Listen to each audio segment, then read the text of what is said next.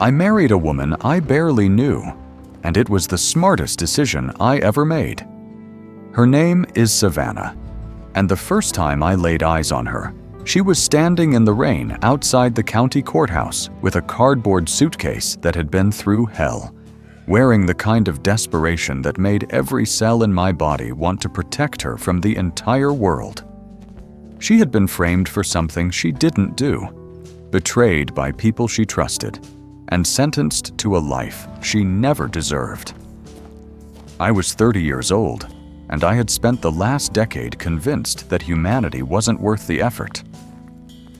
Then Savannah Calloway looked at me with those green eyes full of tears, and something shifted in me so completely that I didn't even recognize myself in the mirror afterward. The thing about Savannah was her innocence, not naivety. I'm not talking about some foolish girl who didn't understand the world. I'm talking about a quality so genuine, so fundamentally good, that it made everyone around her believe in second chances. Even me, especially me. She had every reason to be bitter, every right to give up on people, and instead she chose to believe that maybe someone would help her. Maybe someone would give her a chance. I wasn't that someone when we met. I was the cold bastard who owned half the county and didn't have time for anyone else's problems. Then she asked me for help in a way so polite, so sincere, that I found myself saying yes before my brain caught up with my mouth. I remember the exact moment she walked into my life. It was a Tuesday afternoon in late September, and the light was that golden Texas kind that makes everything look like it's been waiting for redemption. She stepped off the bus at the county station with that broken suitcase, wearing a faded blue dress that had been washed 100 times, and she asked the first person she saw, a ranch hand of mine named Tommy, if he knew of anyone who might need help around the ranch. Just like that. No asking for charity, no begging for sympathy, just offering to work for her survival. Tommy brought her to me, and I took one look at her and understood why my grandfather always said that fate was a woman with a sense of humor. I told her no. I remember this clearly because I've replayed it 1,000 times, wondering what would have happened if I'd stuck to that answer. She nodded, not angry, just accepting. She thanked me politely and turned to leave, and something about the way her shoulders dropped made me feel like I was abandoning the last good thing left in the world. I called her back. I gave her a job cleaning the ranch house, nothing more. She moved into the small cottage on the property that had been empty for years, and from that first moment, she began changing everything without even trying. She wasn't trying to seduce me or manipulate me. She was just herself. Genuine, hard-working, kind to everyone from Tommy to the oldest ranch hand who had a bum knee from an old accident. She brought soup to his wife. She fixed the fence gate that had been broken for 6 months because she knew I didn't like looking at it. She planted flowers by the cottage door. It took me 3 months to realize I was in love with her. It took me 2 more to understand that what I was feeling wasn't going to go away, and that the life I'd built, cold, isolated, orderly, was suffocating without her in it. I had made rules about my personal life. No attachments, no complications, no letting anyone close enough to see who I really was underneath the money and the property and the reputation.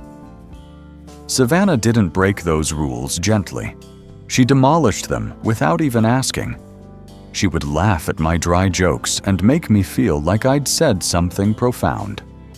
She would thank me for things as simple as fixing the truck, like I'd done her some massive favor.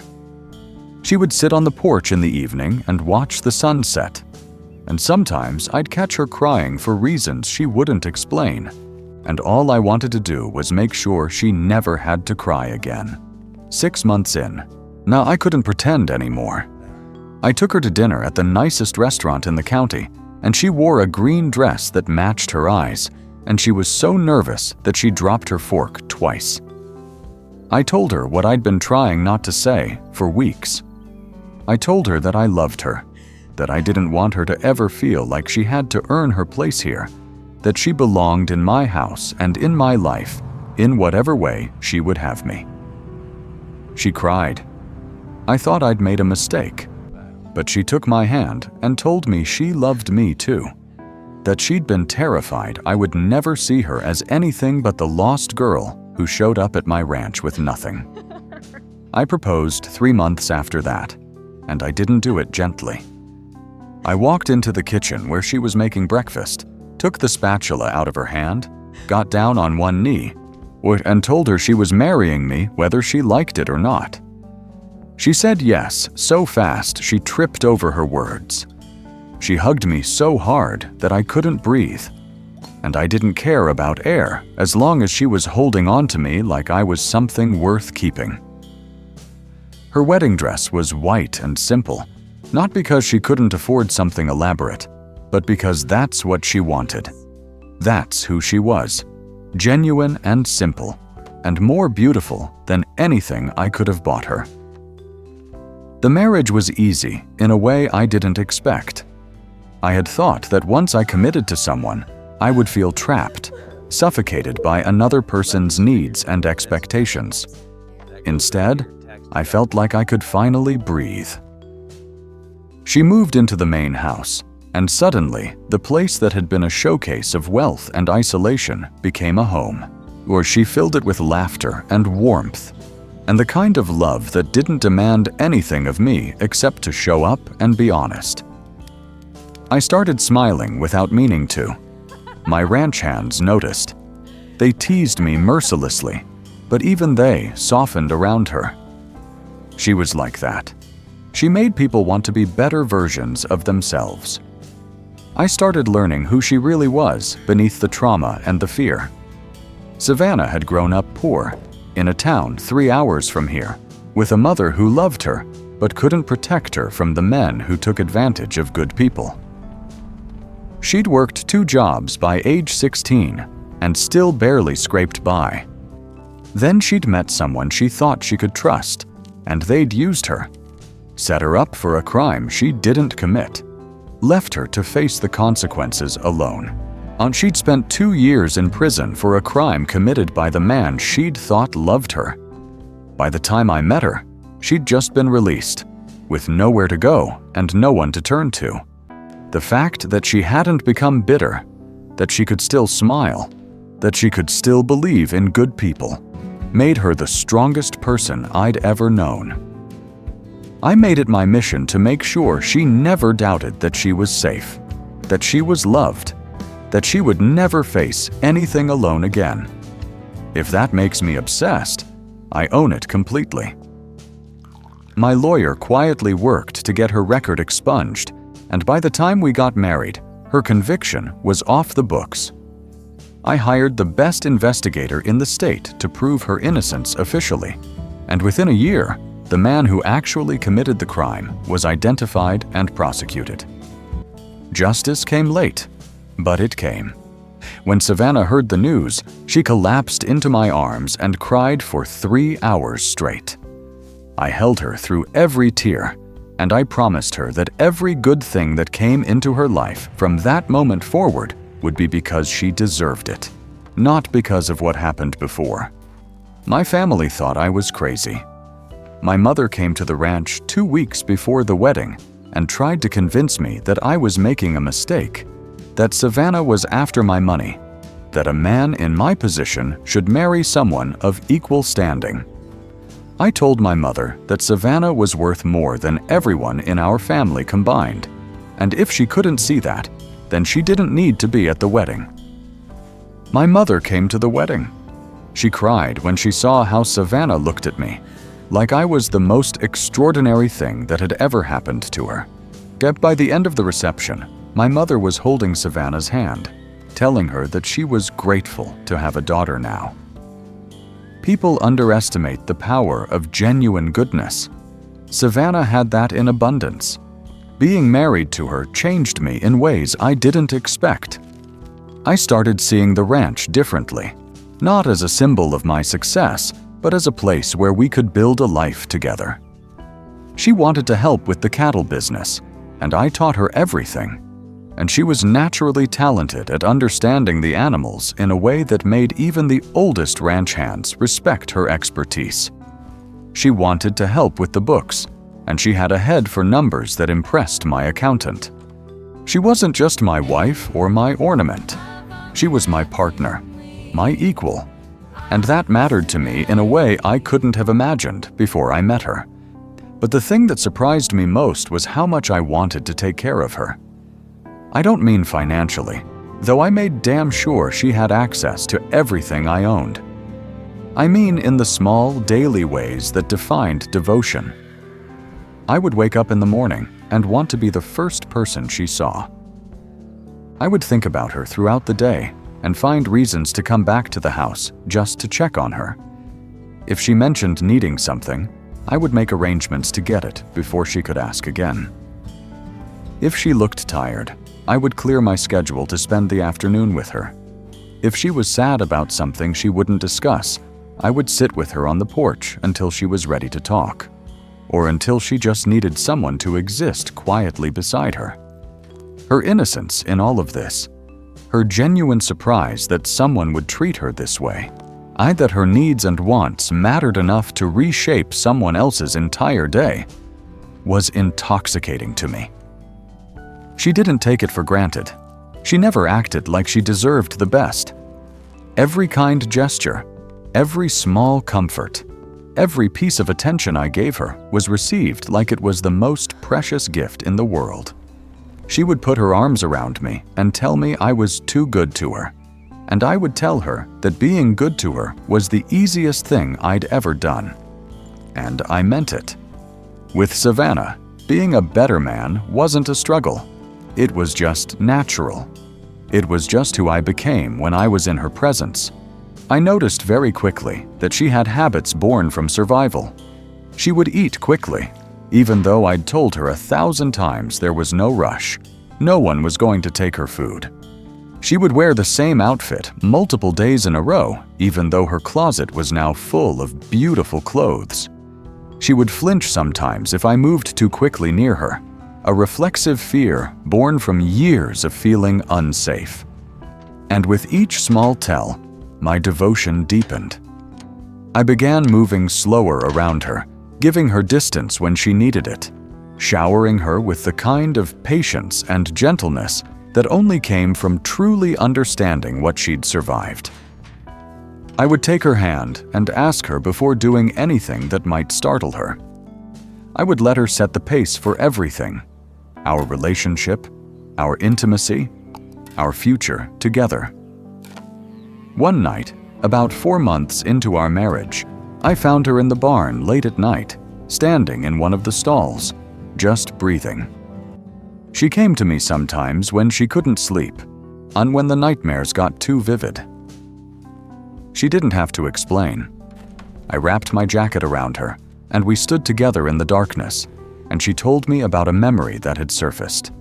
Something from her time inside, something she thought she'd forgotten.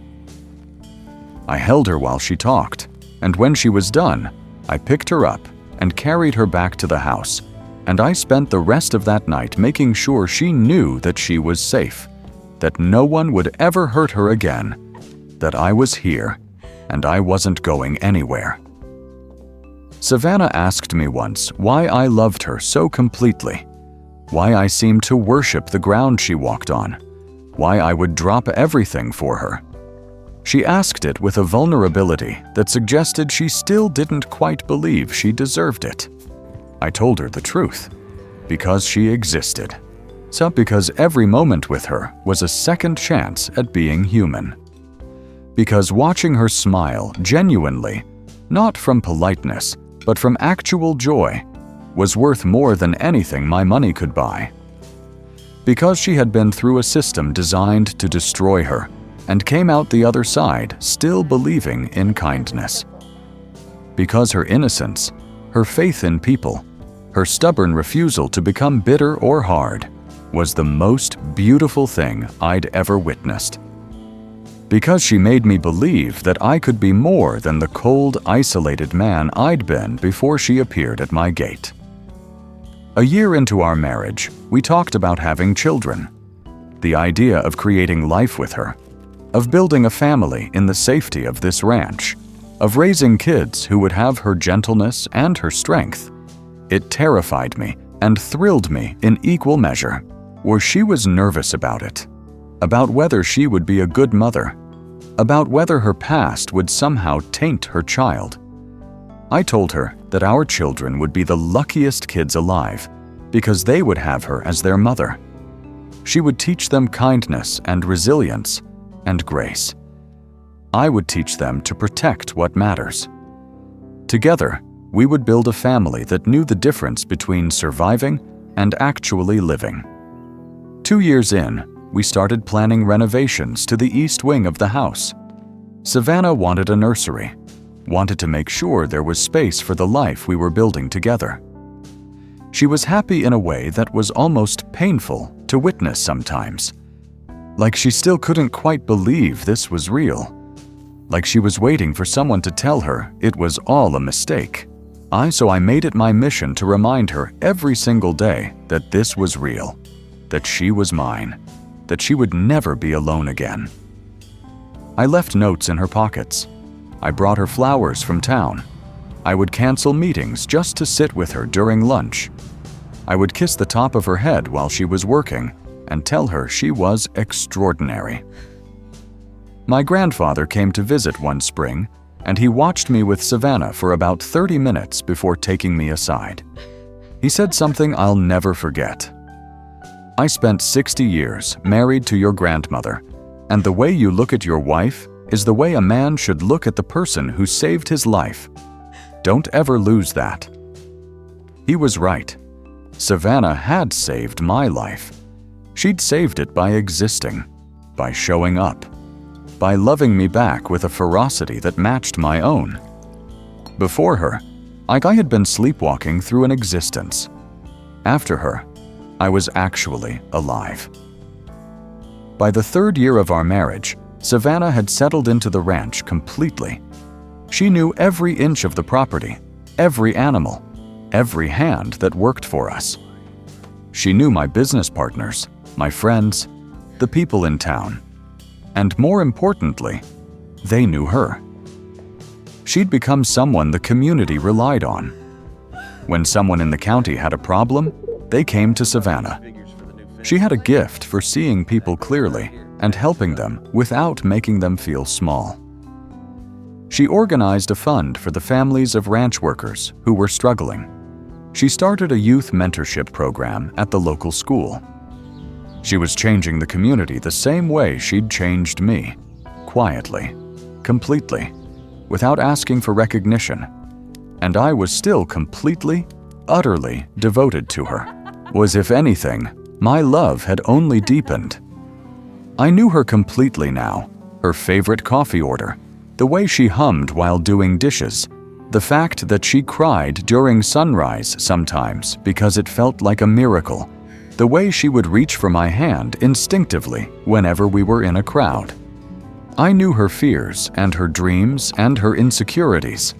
I knew that she still sometimes woke up in cold sweats from nightmares. And I knew that what helped most was just my presence, my hand holding hers in the darkness. I knew that she was terrified of failure, of disappointing people, of not being good enough. And I spent every single day proving to her that she was more than enough, that she was everything I'd never known I needed. The irony wasn't lost on me.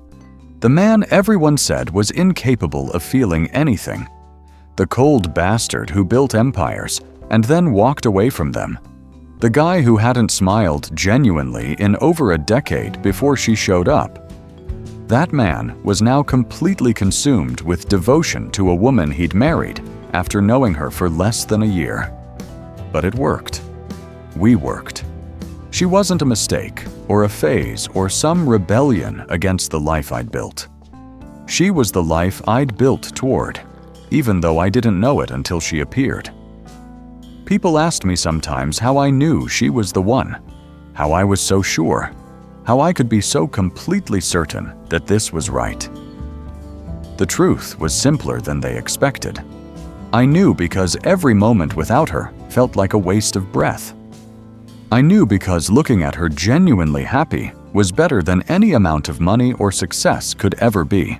I knew because she was my person, the one I wanted to share every sunrise and sunset with, the one I wanted to tell all my secrets to, the one who made me believe I was worth loving back.